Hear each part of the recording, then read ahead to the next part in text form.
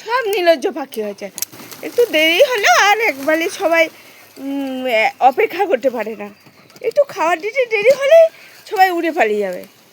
এমন নির্লজ্জ পাখি হয়েছে। খাবারটা তো একটু ধুয়ে দিতে হবে নাকি? সেই খাবারটা একটা কি পড়ে গেছিলো গমটায়, তাই জন্য আমি একটু ধুয়ে দিচ্ছি। আর একটু দেরি হলো, কোথায় পেতেল গন্ডগোল হবে, ওই জন্য তো আমি ধুয়ে পরিষ্কার করে দিচ্ছিলাম।